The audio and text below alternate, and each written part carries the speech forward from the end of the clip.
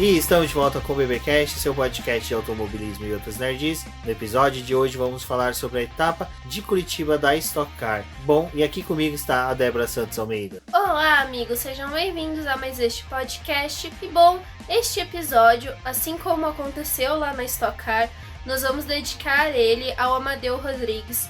Ele foi piloto e chefe de equipe da Hot Car e é uma que a gente tem muito carinho, e por conta dele ter falecido no último sábado e toda essa etapa de Curitiba ter sido dedicada para ele, nós também vamos oferecer aqui o nosso episódio em memória dele, que foi uma pessoa que nos recebeu muito bem em etapas da Stock Car em que a gente esteve presente. A Hot Car sempre foi uma família pra gente, um pessoal que a gente gostou muito de ter conhecido, e é muito triste ter que lidar com esse falecimento e com essa perda que 2020 acabou ocasionando. Exatamente, até mesmo no post dessa publicação tem o link do BBcast que a gente falou dos 40 anos da Stock Car, e tem a participação do Amadeu. Ele mandou um áudio pra gente pudesse incluí-lo no podcast. Então, terminando de ouvir esse episódio, clica, dá uma ouvida. É bem legal o episódio porque conta toda a história, da Stock Car, os 40 anos da Stock Car, e conta também como o Amadeu, ele relata, como ele chegou até a categoria. Tem a participação da Bárbara, a Babi, a gente costuma chamar de Babi, mas da Bárbara, ela, pra quem viu, ela foi uma das, junto com a irmã dela, com a Ju, subiu ao palco com o Thiago Camilo, o pódio com o Thiago Camilo, para receber o troféu. Então foi um final de semana assim bem emocionante assim pra gente, foi bem emotivo, principalmente ver isso. Vocês podem ver que até eu, para falar aqui, tô meio me embaralhando, porque a gente sentiu muito, principalmente eu e a Débora, porque a gente tinha um contato com eles e a gente, tinha até uma expectativa muito boa de que esse ano tivesse acontecido tudo certinho, sem pandemia, sem nada. A gente teria um contato até maior com eles, porque a gente vinha conversando tudo. Enfim, vamos tratar agora da etapa de Curitiba, que foi nomeada, GP Amadeu Rodrigues, e fica aqui nossa homenagem para ele, que foi um cara, como a Débora falou, sempre nos recebeu com muito carinho e dedicação lá dentro dos boxes da Hot Car.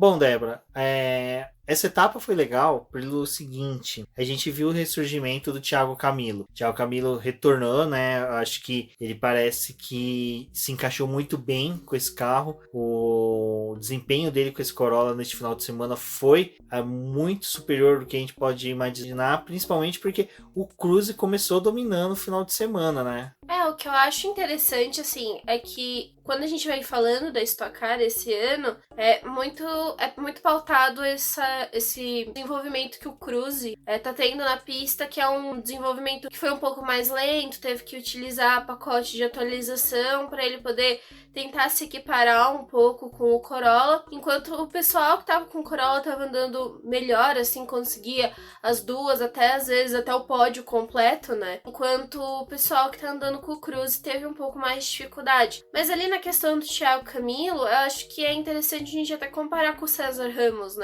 César Ramos, ele tava até essa etapa liderando o campeonato, então a gente dava muita atenção pro César dentro da pista, porque apesar dele não estar conquistando nem pole, nem vitória, ele ainda estava ali acumulando muitos pontos durante o final de semana. E aí o Thiago Camilo, nessa semana, ele, assim, encaixou pole, encaixou vitória, foi muito bem, mas até então, eu acho que depois da etapa passada que tivemos da Stock Car, essa etapa de Curitiba parecia assim, ser o ponto alto dessa competição, porque teríamos, por conta da configuração do autódromo, a ideia de como que realmente o Cruze e o Corolla estão na pista. E durante os treinos livres ali, a gente viu um domínio assim do Cruze ocupando as primeiras posições, tanto que o Cacá Bueno e a dupla da Blau acabou liderando esses treinos livres, Então acho que a perspectiva para o final de semana era que realmente as vitórias talvez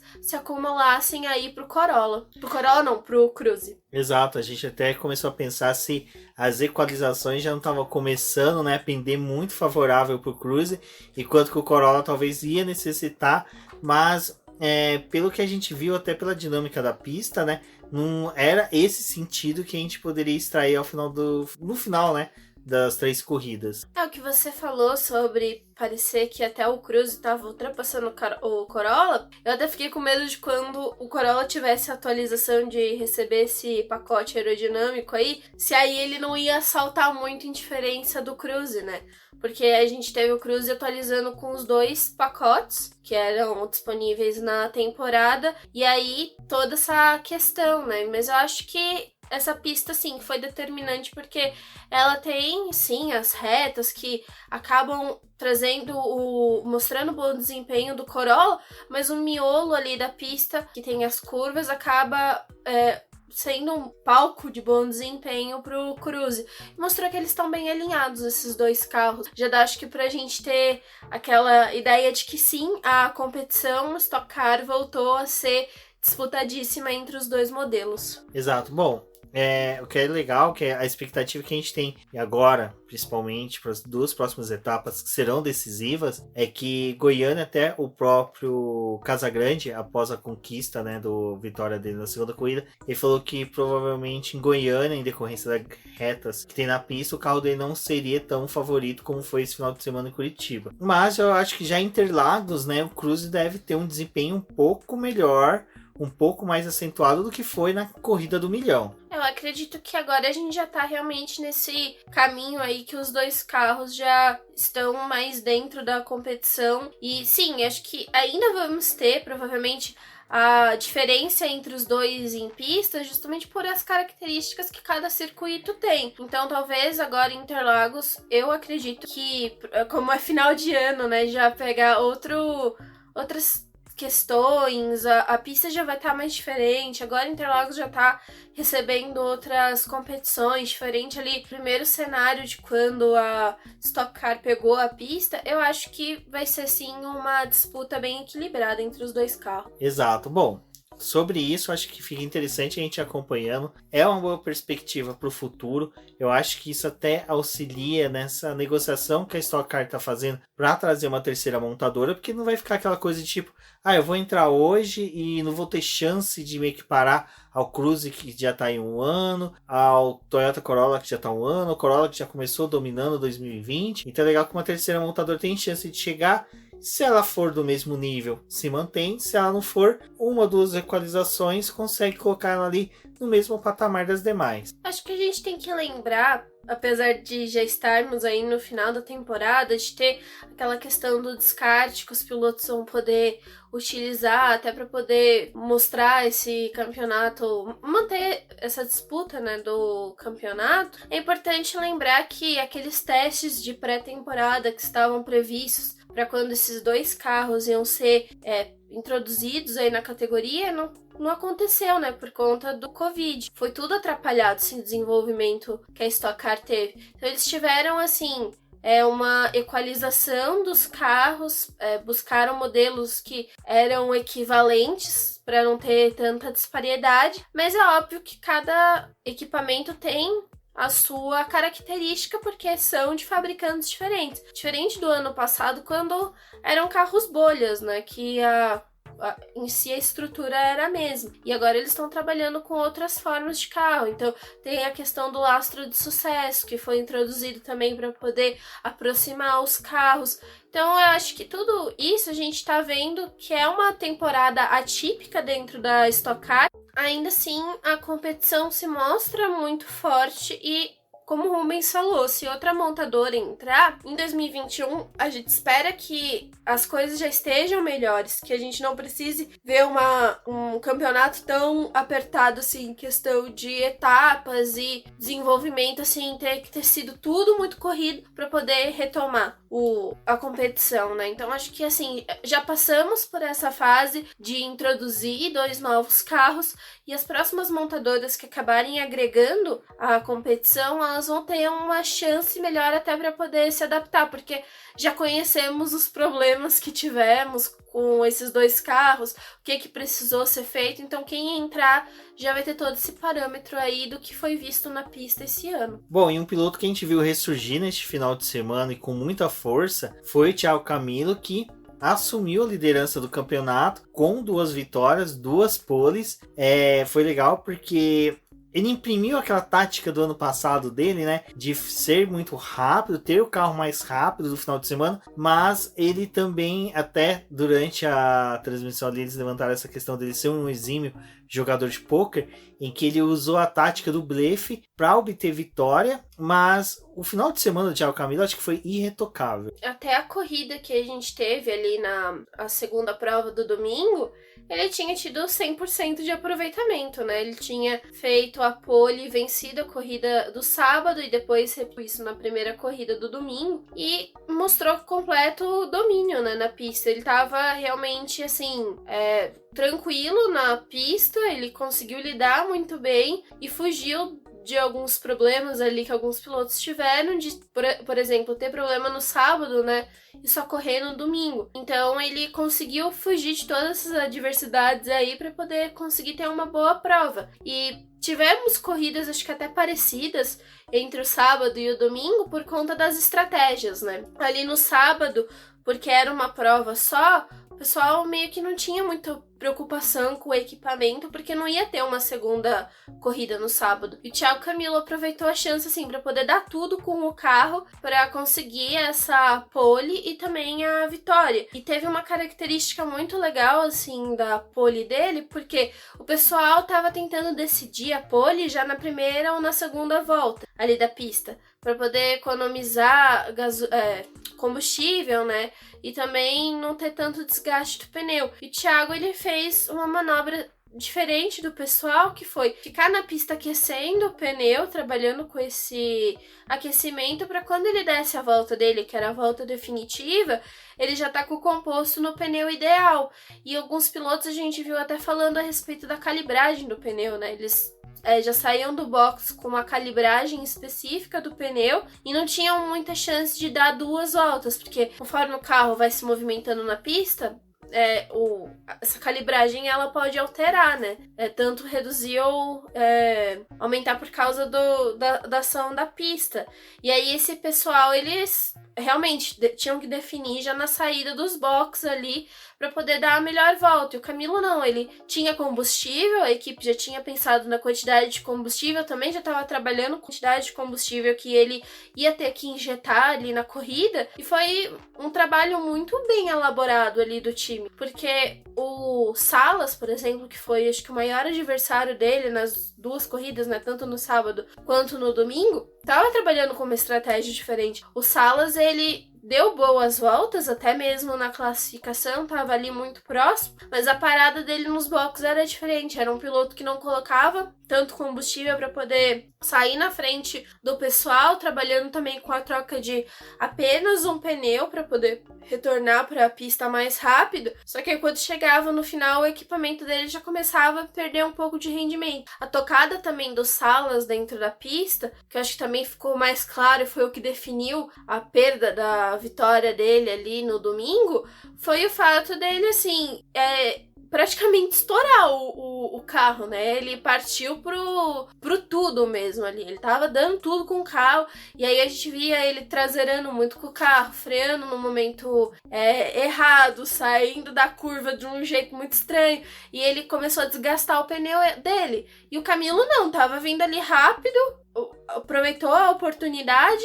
Na primeira corrida ali do sábado, ele foi, assim, livre para poder passar o Salas, e no domingo ele viu que o Salas estava comendo, né, dando besteira ali, fazendo besteira dentro da pista. A vitória que ele achava que ele nem ia ter no domingo caiu no colo dele. Então foi um final de semana de observação, de muita estratégia ali pro Camilo e trabalhar com o equipamento. Exato. E o que é interessante disso tudo que você falou é que demonstrou que o Thiago Camilo a todo momento estava com o pé no chão. Você via que todas as falas dele nas entrevistas era de que, tipo, a gente chegou aqui simplesmente sem ter essa noção que estaríamos dominando, sem ter a noção de que estaríamos conseguindo esses resultados. Mas era uma coisa muito, muito certeira do que ele falava. Não era uma coisa assim, tipo, simplesmente falar como um jogador de futebol no final de um jogo em que obteve uma vitória, falava, foi bacana, conseguimos 3 pontos, vamos pra cima agora do próximo resultado. Não, ele simplesmente manteve a calma e foi muito linear em todos os depoimentos dele.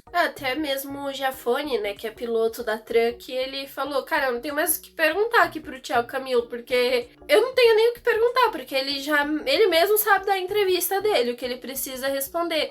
E o Camilo, assim, muito sereno nas respostas dele, muito determinado, né, ele sabia o que estava realmente acontecendo. E a gente até pode falar que a segunda corrida dele ali no domingo não foi ruim também, ele teve bons pontos conquistados, diferente do Salas. Salas, acho que eu posso até voltar naquele assunto que falamos no outro episódio, do pessoal que dá tudo numa corrida e não tem mais equipamento para poder correr a segunda. Foi o que aconteceu com o Salas. E o Thiago, ele tava com um carro tão equilibrado que ele conseguiu fazer todo esse trabalho.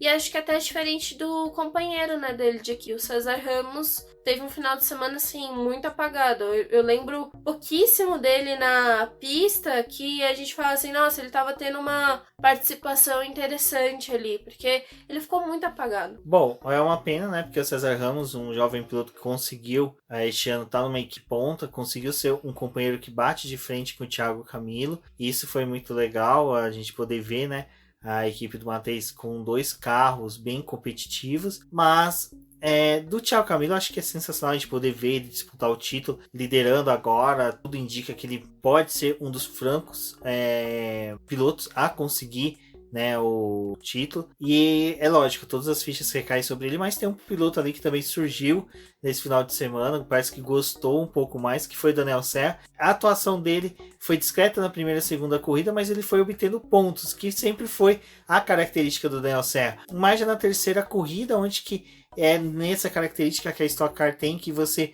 escolhe uma das corridas para você esmerilhar, gosto de usar esse termo, que eles esmerilham um carro na pista de uma forma que eles simplesmente entregam para os mecânicos o carro em frangalhos, e o Daniel Serra fez isso já na corrida de domingo, na segunda prova, e é onde ele obteve o pódio. Mas é interessante que a gente vê que esses dois pilotos começam a subir na tabela, Thiago Camilo já liderando, mas o Daniel Serra em quinto lugar, mas o Daniel Serra ele deu um salto muito alto na tabela, assim como o Thiago, mas só que o Daniel Serra, a gente sabe que ele muitas vezes ele consegue nessa atitude de mineiro, de quietinho, e pode chegar na disputa do título. Lembrando que em Interlagos a pontuação vai ser dupla, e este ano a Stock Car conta com descartes na pontuação. O Daniel Serra é aquela coisa, realmente, né? Ele não pode pegar gosto pelo campeonato. E ano passado a gente viu ele fazendo isso, né? Aparecia, tinha uma vitória, uma pole ali, mas era mais conquistando pontos e trabalhando muito nessas rodadas que eram duplas. Porque ano passado a gente teve essa configuração diferente, né? Quer dizer, é a configuração normal da Stock Car,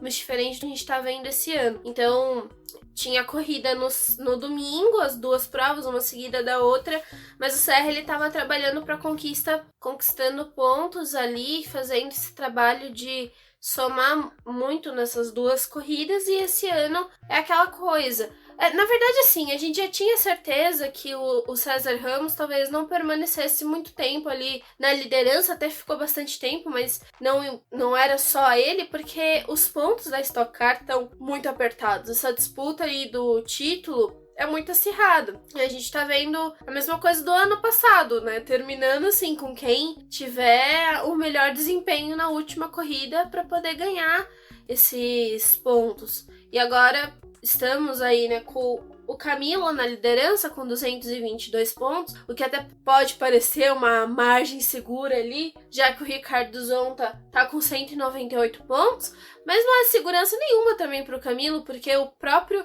Serra, que hoje ocupa a 6ª posição do campeonato, ele tá com 190 pontos. Então, assim, tá tudo muito apertado. E ainda vai ter a questão do descarte, como vai funcionar. As 3 piores corridas que esses pilotos tiveram, elas vão ser descartadas do resultado deles. Então, o pessoal que não pontuou numa etapa, aquele que quebrou, sei lá, se um piloto teve vários pódios, mas aí 3 corridas ele acabou em 8º, 9º e 10º. Essas vão ser as corridas que vão ser deletadas do resultado dele. Então a gente ainda tem muita coisa aí pra poder ver. Eles também colocaram essa regra aí esse ano, tudo por conta dessa questão dos carros, pra poder ver como é que ia funcionar a competição. E tá tudo muito equilibrado. Esse campeonato tá realmente assim, não tem como a gente gente dar a certeza e falar, putz, e ali em Interlagos vai ser o Camilo que vai definir o campeonato. Até porque o Camilo, ele tem muito problema em Interlagos, né? É uma pista que ele não se dá tão bem. Não é uma pista que ele consegue, geralmente, extrair o máximo dele. Então tem tudo isso, assim. E o Serra já não. Em Interlagos ele vai muito bem, né? Então tem que observar tudo isso daí. Mas ainda assim o Camilo é um forte candidato para poder chegar em Interlagos para poder decidir esse título aí com o Serra. Bom, mas neste final de semana a gente teve mudanças na liderança e é bem interessante quando a gente olha o quadro de liderança, porque eu acho que se a gente pegar ali do Daniel Serra, que é o sexto colocado, que tá com 190 pontos, para o Thiago Camilo com 222, não tem mesmo como a gente apontar muito bem quem é o possível vencedor, porque tá muito em aberto, né? Você vê o Rubinho Barrichello foi um piloto que teve um salto muito grande nessa liderança. O único que realmente está se mantendo ali entre os primeiros e não sai dessa região é o Ricardo Zonta, que desde o começo a gente vem frisando desse ano dele. Este final de semana foi um pouquinho ruim, não só para ele, mas todos os pilotos da Shell. Nossa, quem tava com o carro vermelho esse final de semana não tava bom, né? O Gaetano de Mauro, né, que saiu, foi para a equipe KTF, mas levou a pintura da Shell e levou a zica da Shell também para lá, porque toda hora você via um carro da Shell, carros da Shell se encontrando na pista, mas o Ricardo Zonta tá se mantendo, isso é interessante. Eu acho que a disputa realmente deve ficar entre o Camilo, o Ricardo Zonta, o Rubinho Barrichello e o Daniel Serra, que para mim são os pilotos que realmente vão chegar em Interlagos disputando o título. Bom, antes de mudarmos para qualquer coisa em Interlagos, vamos só comentar uma coisa sobre Curitiba, que Curitiba realmente é a pista da Stock. Foram 3 corridas diferentes, foram 3 corridas movimentadas, né, Débora, com muita disputa, mesmo, e foi legal que foram 3 corridas que as estratégias tinham que ser diferentes, porque no sábado você podia fazer um tudo ou nada, porque você ainda teria a parte da tarde do sábado e domingo, o comecinho ali de domingo para arrumar o carro, e já domingo era o normal da Stock Car. Então a gente teve 3 corridas bem diferentes, mas foi que assim, foi sensacional ver novamente a Stock Car em Curitiba. Nossa, Rubens, sim, acho que até dá um aperto no coração ter ido pra Curitiba esse ano, né? A gente já tem um histórico aí de... a primeira corrida que a gente foi da Stock Car foi em Goiânia, em Curitiba, então a gente gosta muito da pista, gosta muito ali do ambiente. Nossa, a pista sensacional, né? Realmente o que você falou, 3 corridas muito movimentadas. E até olhando assim, apesar de ter a repetição da disputa do Camilo com o Guilherme Salas ali, essa configuração, nossa, teve muita disputa no meio do pelotão. Realmente estava muito acirrado. E fora que é uma pista que o pessoal às vezes escapava, tinha abandono. Ali no sábado a gente teve o negócio da entrada do safety car, porque a entrada do safety car no Stock Car também dá muito angústia, né? De você ver como é que as coisas vão ser definidas, porque acho que é até diferente do que a gente vê na Fórmula 1, em que tem o safety car, mas logo depois que ele sai, todo mundo já se espalha na pista e não consegue brigar muito. Na Stock Car é muito bom, porque daqui a pouco o pessoal tá acionando o botão de ultrapassagem, aproveitou porque se aproximou para poder brigar. Eu acho que é muito movimentado. E Curitiba teve novamente essa sensação aí. É uma pista que é lamentável ter ficado um ano fora, mas espero que realmente seja uma pista que ano que vem esteja de novo no calendário e ela volte a ser uma figurinha carimbada aí, porque tivemos 3 boas corridas, tinha essa expectativa para a questão dos carros. Então, assim, acho que foi o melhor cenário que a gente teve esse ano, realmente. E não teve aquela coisa, né, de pessoal batendo e saindo na largada, conflitos, assim, que estragavam a prova. Era tudo muito por disputa de posição e briga ali mesmo, que a gente tá vendo tanto na questão do campeonato, que acabava, né, somando ali também na pista. Exato, e o que é legal, vamos supor que nem no caso da segunda corrida do domingo, é que mesmo ela tendo sido vencida pelo Gabriel Casagrande, que disparou lá na frente, a gente teve destaques de 3 pilotos, mas que foi o Cacá Bueno, pra mim, que deu uma reanimada, parece que ele tá tomando o jeito do carro, então é uma grande expectativa aí para este final de temporada e para a próxima temporada do Cacá Bueno, mas destaque fica também pro Rubinho Barrichello e pro Nelson Piquet, que simplesmente ainda estavam com lamas no macacão, no capacete, já foi pro o carro da Stock Car. Para quem não soube, os dois competiram esta semana no Rally dos Sertões, e assim, o Nelson Piquet ainda é jovenzinho, né, mas só que o Rubinho Barrichello é uma coisa bem impressionante, 48 anos, o cara correu na Argentina, correu Stock Car, foi para a corrida do Rally dos Sertões, figurou entre os primeiros, correu bem e já terminou sexta-feira a corrida. No sábado já estava lá em Curitiba participando dos treinos. O Rubinho é um cara, assim, acho que irretocável, né? A gente tá vendo ele disputando em mais de uma competição. Fora isso, quando ele não tá ele mesmo competindo, ele tá com os filhos, acompanhando a carreira deles. Então, assim, o Rubinho é um cara que respira automobilismo, né? A gente vê ele realmente, assim, com muito fôlego, brigando por várias categorias ali, realmente muito presente dentro do automobilismo. Então foi também um grande final de semana dele ali, acho que até diferente das estratégias que ele tava tendo, que é muito aquela coisa, né, de a primeira corrida ele vai mais conservador e dá tudo na segunda. Teve 2 boas provas ali no domingo, e enquanto ao Nelsinho, ele é um piloto que ele tá crescendo, né, dentro da Stock Car. Eu acho que esse ano eu posso dizer que é o ano que ele parece estar mais confortável dentro da categoria, mais à vontade. Eu acho que ele realmente entendeu como é que a categoria como é que as coisas funcionam, não é algo que você consegue ter um total domínio, é realmente uma categoria que você vai de pouquinho em pouquinho, né? E ele tá numa equipe que também é uma boa equipe, a Full Time, ela tem um ótimo equipamento também. Eles podem ter enfrentado alguns problemas em algumas corridas aí ao longo da temporada, mas eles são carros que estão andando ali na frente, né? Que estão brigando pelo pódio. E o Nelsinho, ele teve essa segunda prova com a estratégia deles botarem 4 pneus, pensarem já na segunda corrida, e ele surgiu ali na parte final da prova, que acho que se tivesse um pouquinho mais de tempo, acho que umas 2 voltas talvez a mais,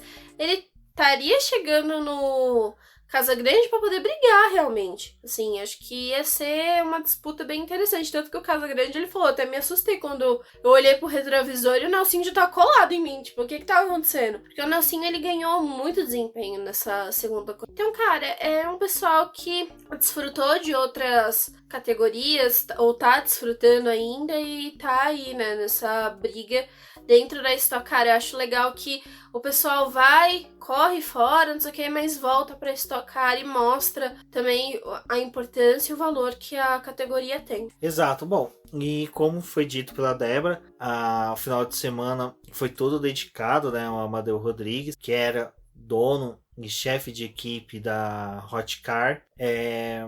Como foi dito também, tem o podcast, tem a participação dele, o link tá no post dessa publicação, e foi muito bonito que toda a categoria abraçou eles, né? A Bárbara, a Juliana, então foi bem legal, assim, eu acho que mostrou bem essa questão da Stock Car ser uma família.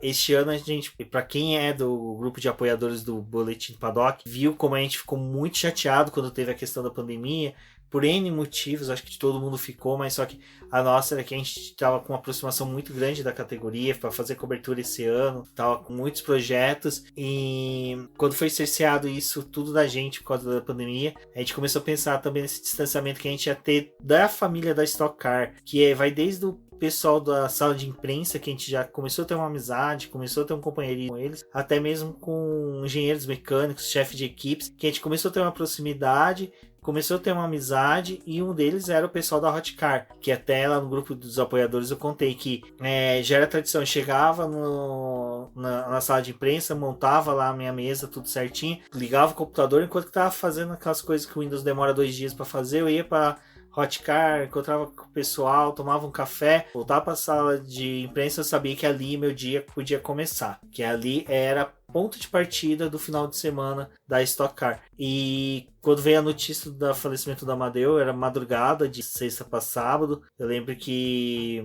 me bateu uma euforia, eu simplesmente fiquei muito mexido com a notícia. Sábado para domingo não, foi sábado para domingo, desculpa. Mas é uma coisa que infelizmente veio acontecer. A gente dedica também esse podcast para a família, desejamos melhor para eles, é lógico, todos os nossos sentimentos de apoio e amizade. E bom, eu acho que é isso. E como foi legal a hashtag que a Stock Car usou, né? Valeu, Amadeu. Realmente, ano passado a gente teve, assim, até um contato maior, porque a gente pôde ir em mais etapas, né? Teve ali com eles por mais vezes. A Babi é uma menina que eu admiro muito, essa coisa que a gente fala, né? De ver outras mulheres na pista e trabalhando, e ela foi um dos primeiros contatos que eu tive quando fui, assim, primeira vez na Stock Car. Ela, a Fernanda também, que trabalhou como assessora de imprensa deles por muito tempo. Assim, foi um pessoal incrível que realmente acolheu a gente. Ali a Hot Car, eu até falava assim pro Rubens que acho que me lembrava um pouco da Williams, né? Tipo, aquele sentimento que era uma coisa muito familiar, muito pessoal, muito bom, muito querido, assim, dentro do automobilismo. Você via que o box ali da Hot Car era realmente muito familiar, assim, e uma coisa que o Amadeu falava, né? Cada um dentro da Stock Car ali, cada equipe tem o seu jeito de lidar com o pessoal, de lidar com as coisas dentro da pista, mas ali eles tinham esse sentimento de família e esse sentimento de união e de uma coisa só. É algo muito realmente presente ali E a gente ficou muito chateado, porque por ser pessoas que a gente gostava demais, assim, gosta ainda e tem total admiração, foi muito difícil você saber que você perdeu uma pessoa querida e que passou um ano inteiro que você tinha expectativa de ver mais uma vez, de ter essa troca de experiência, de admirar mais uma vez, e a gente não teve essa chance. Esse ano tirou completamente qualquer ação que a gente ia ter em pistas, coisas difícil. E uma das coisas que é complicado, porque ano passado mesmo, ali no Stock Car, eu ia nos boxes dele, ia fazer foto lá, não sei o que. Aí você olhava o Amadeu, tipo, passando instrução pros mecânicos, muito ativo dentro da equipe, fazendo as coisinhas lá. Então, assim, era um cara que não era só você conversar com ele pra você ter troca de experiência, né, e agregar coisas na sua vida. Era também o fato de você ter a oportunidade de observar ele mesmo trabalhando. Você conseguia aprender bastante. Então, é uma perda, assim, muito grande pra Stock Car, acho que pra todo mundo, né, de modo geral ali, que acompanha a categoria. A Bárbara e a Ju estão assumindo a equipe até o final da temporada. Elas vão cumprir as etapas em que a Hot Car estaria participando. Então a equipe ainda vai estar ali. Teve um movimento de muita força ali, o pessoal das outras equipes auxiliaram a Hot Car esse final de semana, com ajuste de carro, com mecânico indo lá trabalhar no carro deles também para poder auxiliar, piloto vindo falando, tô disponível aqui, se precisar eu entro no carro e corro com vocês. Teve todas essas coisas, né? O próprio piloto deles, o Tuca Antoniazzi, ele trocou o número do carro dele para poder correr com o número do carro do Amadeu. Coisas muito significativas. E o fato também do Thiago Camilo, quando ele venceu a primeira vez ali no sábado, ele ter chamado as meninas pro pódio e ter dado o troféu dele para elas, né? Assim, acho que foi um final de semana muito simbólico. A gente que tava em casa acabou se emocionando com tudo que aconteceu. Imagino o pessoal que tava ali no autódromo, né? O pessoal batendo palmo quando o caminhão da Hot Car deu aquele desfile no pit lane. Então teve todas essas coisas, assim. Eu acho que é um momento muito significativo, triste, mas que, né, acabou acontecendo aí. O pessoal lembrou do Amadeu esse final de semana inteiro. Esse GP, né, essa corrida foi dedicada a ele e a grandeza que ele teve, e é muito triste, mas infelizmente a gente despede dessa forma dele e fica todo esse sentimento de carinho e de agradecimento a ele e toda a família que teve carinho com a gente igualmente e compartilhou muita coisa boa com todas as vezes que a gente esteve lá no Stock. Vale a reflexão, né, sobre tudo isso que a gente viu esse final de semana, porque a Hotcar não era uma equipe como é a RC, como é a Mateis, como é a Doinha, como é a Full Times, que sempre tá vencendo. De repente, quando você vê o falecimento do Amadeu, você vê que toda a Fórmula 1 sentiu o baque. Não, Stock. Stock, ó. Desculpa. Que realmente eu fiquei muito emocionado, por N motivos. E a reflexão que fica é que ele faleceu trabalhando, fazendo o que gostava, porque ele estava retornando da Endurance, né, em Goiânia.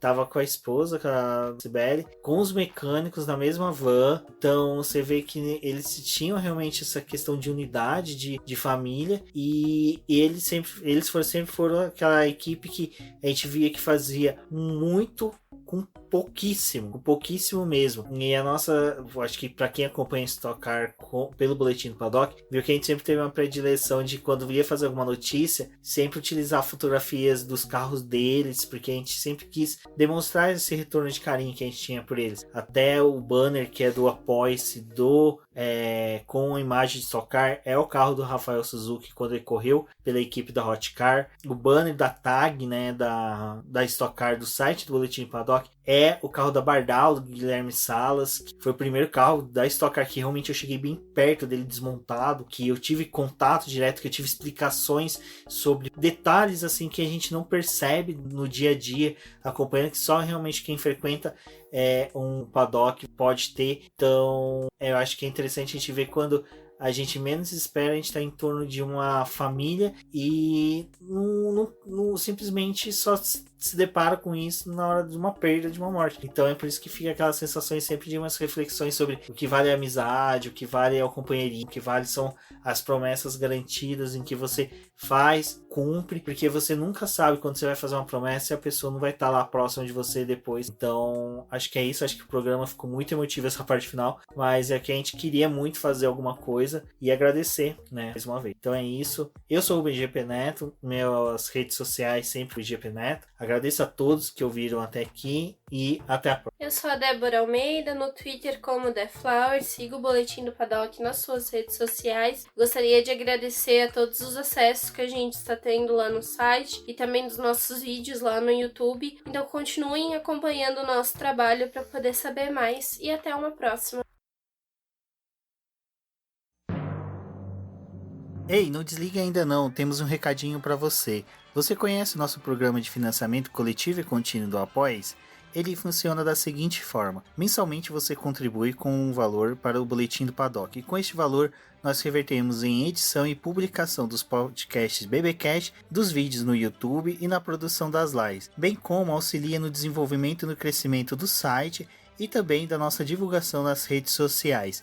Além de uma recompensa que é participar do nosso grupo do WhatsApp do Boletim do Paddock, onde que você terá um acesso mais ilimitado a todos os membros do Boletim, bem como você vai poder ter participações no BBcast, nas lives do Boletim do Paddock. Então fiquem ligados nas publicações do BBcast e também nas lives do Boletim do Paddock no YouTube. Bom, agora segue a lista dos nossos queridos apoiadores, aqueles que auxiliam o Boletim do Paddock através da plataforma de financiamento coletivo e contínuo do Apoia-se. E são eles: Ricardo Bannerman, Maia Barbosa, Elezer Teixeira, Luiz Félix, Arthur Felipe, Rafael Celone, Will Mesquita, Antônio Santos, Rogério Froner, Helena Lisboa, Cássio Machado, Carlos Del Valle, Bruno Vale, Eric Nemes, Bruno Shinozaki, Alberto Xavier, Will Bueno, Ricardo Silva, Beto Corrêa, Fabrício Cavalcante, Arthur Apóstolo, Sérgio Milani, Melquiades Veloso, Micael Souza, Ezequiel Bale, Cineu Messi, Rafael Arilho, Rafael Carvalho, Fábio Ramiro, Lauro Vizentim, Maria Ângela, Thaís Costa, Rafa Catelan, Gia Casalec, Carlos Eduardo Valés, Tadeu Alves e Paula Barbosa. Muito obrigado a todos vocês que apoiam e financiam o Boletim do Paddock. E agora sim, vocês finalizaram e agradeço muito por terem ouvido o BBcast. Não esqueça de compartilhar e chamar seus amigos para ouvirem o Boletim do Paddock nas plataformas disponibilizadas. Um forte abraço e até a próxima.